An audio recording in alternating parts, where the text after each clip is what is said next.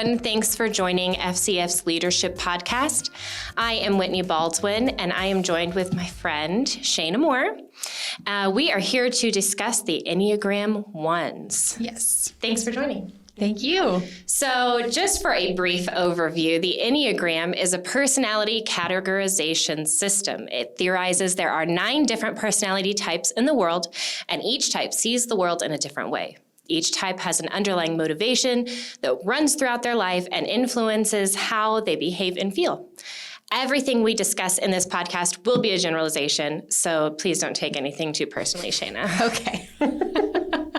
Our goal with this podcast is to help you lead through a personality trait. We have chosen one characteristic of each Enneagram. We will look at that characteristic through a psychological lens, a biblical lens, and then a leadership lens. We really just want to get to know the person, make sure we're leading them properly, and make sure we can teach them how to lead. So you may be thinking it's small-minded to think there are only 9 personality types in the whole entire world. However, with each one, there are expressions and triads and wings, which lead us into more options, but we're not going to get into that. Do your own research if you're interested in that. If you haven't watched the very first video or podcast I made on this topic, please make sure you go and watch or listen. It explains into further detail exactly what we are trying to accomplish.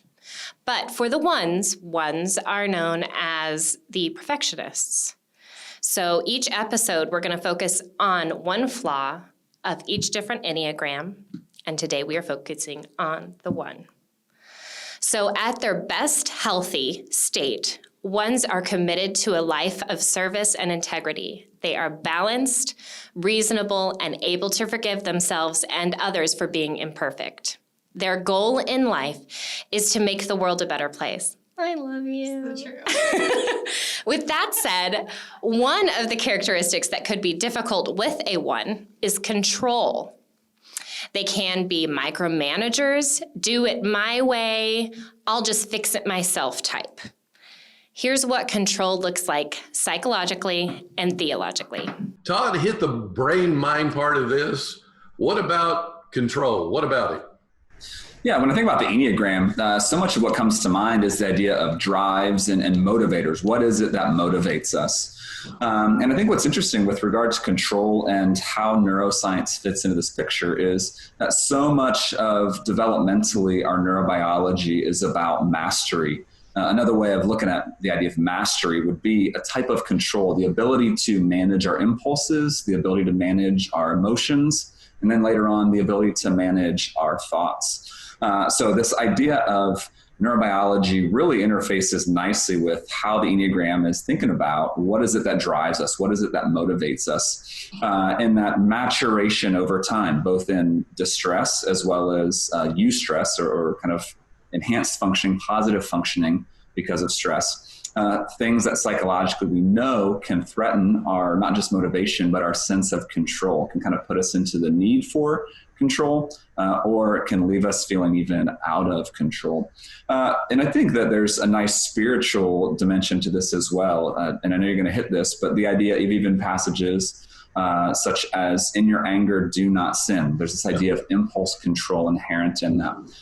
Same thing, be anxious for nothing. Navigating the anxious thoughts, the anxious affect, how our bodies experience anxiety. So the idea of control certainly shows up with these different styles throughout the Enneagram, and different facets to each of these 9 types that we see in the Enneagram. But certainly the idea of how we manage impulse, how we manage thought, how we manage control is certainly going to touch in each and every one of those 9 different styles. Yeah, biblically, I think about how God doesn't control people's free moral choices. And yet we feel often that we can control people, and sometimes we elevate ourselves to even control the universe. And then we're disappointed. And that's why the only thing the Bible tells us we're supposed to control is self-control.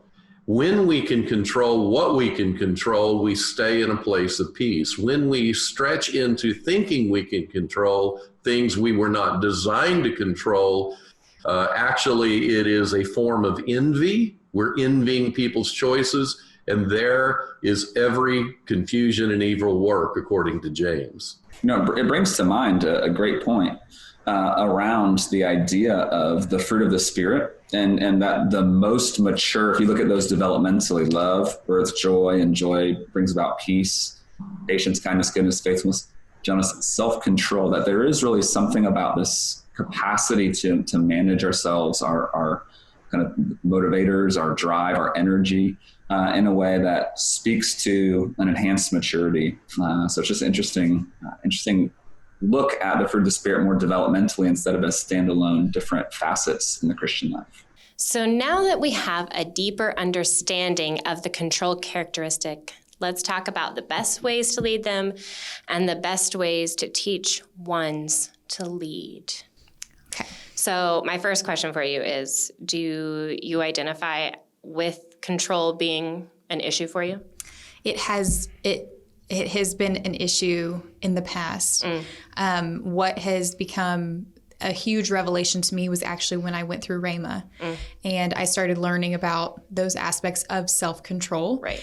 And so part of it turned into, well, you know what? I can't control people around me. Mm-hmm. I can't control their actions towards me. I can't control them or how they do things, but I have complete control over myself. So I'm not going to let it ruin my day. Yeah. When they're driving weird or anything like that. And so I had that same concept of I wanted, especially as a younger child, I wanted to be able to control things. And when things felt out of my control, I really didn't like that. It was very uncomfortable for me. So stepping out to try new things, if I wasn't able to control the circumstances with trying those new things, if I didn't know, if I hadn't practiced it beforehand, or I didn't know what I was stepping into. Interesting. Any type of... I didn't even think about that as being an issue. Yeah, as a child. So theater, that was an issue for you? Really? Paralyzing, because it was, especially when it would, you go to camps or you go to different things, they'd want you to get up and do improv or stand up in front of people and just like roll with it. And I was like, but what do I say? But what do I do? But what's the line? Mm-hmm. And, what, do I walk over here or do I come sit over here? What do I do with my hands? Yeah. And so even with this, I was like, what do I need to do? And I'm all fluid and loosey-goosey. And so there is this, so I did have to, and I think that was like he was saying, a part of maturing into, I can't control those things. Yes. And sometimes I need to just not take it so seriously. Right. And just chill. But yeah, it's definitely on the flip side, it can go dark the other way with the need to control my emotions or things. Because I feel like if I'm backed into a corner and I have no ability to, I can't control anything, I will turn to micromanaging little things that I know I can control. I like being coached. And that, again, could just be a personal thing for me, growing up in sports and everything like that. I did softball all the way up until college, and so, or right before college, and I loved it because it was a very technical sport. There was a time I was at a college showcase, and it was specifically it was at the University of North Carolina, and it was they were, just the players coaching, and then the coaches were actually there to help us as players before going to school. Cool. And they took the time to record your swing, and then they played it back to you and pointed out all of your flaws. Yeah. And they played mine back to me, and they were like, fundamentally, there's nothing wrong with you. And they pointed at my eyes, and they said, you're not watching the ball. That's all it was? They said, you need to watch it come in and hit the bat. And what I thought was so amazing, literally every time I'd get up to bat, the thing that was constantly in the back of my mind was, I'm going to fail. Oh, that breaks my little heart. Like, I don't want to fail. I couldn't handle the pressure. And it was just there in the back of my mind. And I realized it was literally a mental game. Wow. Everything had to do with this for me. So I could control and perfect everything externally. But until I overcame this, I was not going to get on base. And I think that a lot of ones suffer with that same same problem, and hopefully that's helping somebody with that. I love when a leader comes in and they're like, look, this is your strength. I love this about you. You're killing it here. We need to work in this area. Yeah. And here's how we can do that. Right. And give me the tools to do it. I think the hardest critique is no critique at all. Oh, yes. And no words, and just pull the rug out from under you and go, that's not the way I wanted that done. I'm just going to do it myself. Uh-huh. And I have no explanation, no way to improve, no way to get better. And that's paralyzing. In my opinion, when we are in that coaching environment, when someone has taken us under their wing and they are discipling us, they're coaching us to be the best versions of us, it is then our responsibility to go on and bring it on to somebody else. And it's not us forcing ourselves onto someone else. It's us helping that other person open up and discover the best things about them so that they can go on and do the same. And it's this ripple effect, right? Yes. So I don't want the leadership skills to end here. I want it to go out and say, I had this awesome coach. He taught me how to do this. I want to go be a coach for somebody else. Okay. What does that look like for you? What does being a leader look like for you? I think I'm so glad that you asked me that question because I'm so passionate about that. Oh, yay! I love working with people. Yeah. And I love managing people and working with a team. And I think that the most rewarding thing in the world is getting to meet somebody and figure out what makes them tick and where their strengths are, because everybody has them. I mean, just God-given. You know, regardless of, like you were saying, with all the different types of Enneagrams, you can typically, more research now, I can sort of pinpoint and feel certain people out where I can go, okay, I need to use a different tone with this person, or I need to be a little more direct with this person. I need to be specific. Some people, I just don't need detail. This is the task. This is what I need it to look like. You do it, however, as long as this ends up looking this way. And they're great with that, you know? And I'm thinking of, like, I think there's 7s that are typically a little more, like, spontaneous, right? They're the enthusiasts. Yes, that are just, you know, and I'm like, as long as it looks like this, I don't care. Get there however you get there. Right. Here's your timeline. This is what it needs to look like. But I think that part of it is finding those God-given gifts in each individual person. So good. Saved or unsaved. Right. Everybody has them. Yeah. And everybody has those amazing qualities. That's right. But you have to know the personality the person. of the people that you're working with and that you're around all the time. And a lot of that just comes from asking questions and not making anyone feel like there's a wrong answer for those personal questions. Yeah, because I think sometimes people take the Enneagrams with this is how I am. Right. And there's nothing you can do to change it, and I'm right and you're wrong. Right. And there is no wrong Enneagram. Right. There's just different personalities. God made us all individual. Yes. And like they said in that thing, which I liked, I think it was Dr. Bowman said, you know, God made us where we get to make up our own mind. He gave us our own moral standing. Like, we have all of these. And so each individual person is going to be different. Yes. Do you struggle with control when you're a leader? Yes. Do you? Just with certain things. Okay. And I realized that, again, working retail. And so I'd have these girls organizing dresses, like had everything mapped out and controlled, however, and organized, really. But to the company standards. However, if they didn't do it to the very specific way, it would frustrate me as their manager that I was like, because again, this is the way it's supposed to be done, you know? Like, because again, that goes back to that one type of, like, where's the rule book? Right. Give me my boundaries. Where can so that I can strive and make sure everything is perfect. And so I had to be careful with that not to, like, put them down, right? You know, because I know, are they cutting corners because this is just an attitude thing? Or when you say this is how perfect needs to be, are you talking to a 7 who does not see a mess? Yeah. I'd just walk through and I'd have to recognize, okay, who closed last night?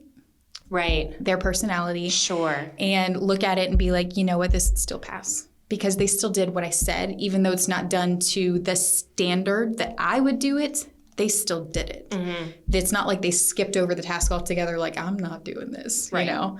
And so, I think with that control, you still have to back off and know when to push. Am I controlling just to control right now? Mm-hmm. Or is this, in the end, who's winning? When we view those like under us in leadership or as a parent or grandparent or whoever, it's so good to acknowledge where the person is at. Yeah.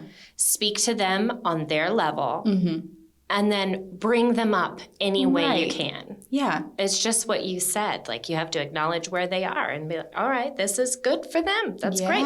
Okay, now let's get more specific and let's tweak it over here. That's great. And just know, I feel like what comes with that too is then you start to know your team and know where to put people. Yes. You know, like when I needed to have a certain recovery done, I knew I couldn't put this person with this person because they're going to sit there and talk the whole time and they're not going to get anything done. Right.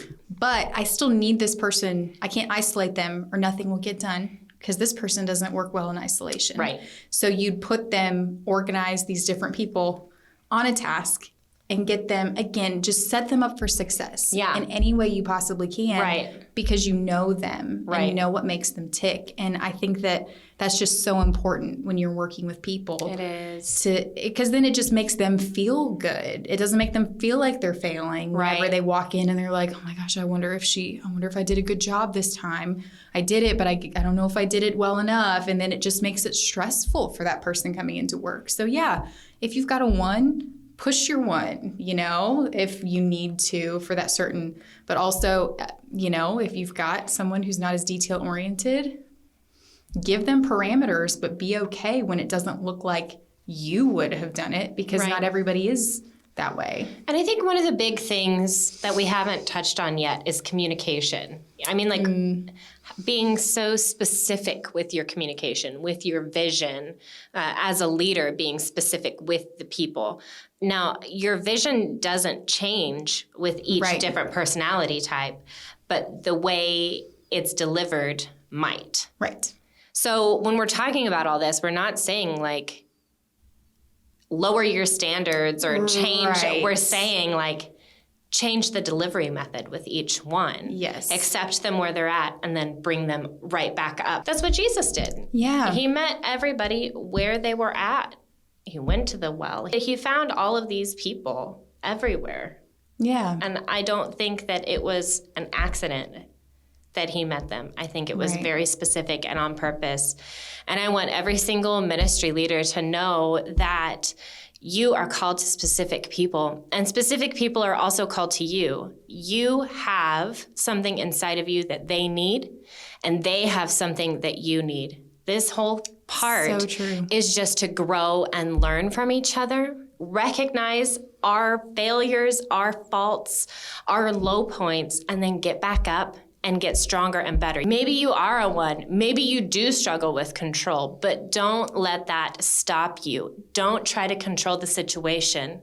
Control yourself and then invite God to help you with the rest so you can be the right leader to those around you. So good. Teach them to lead.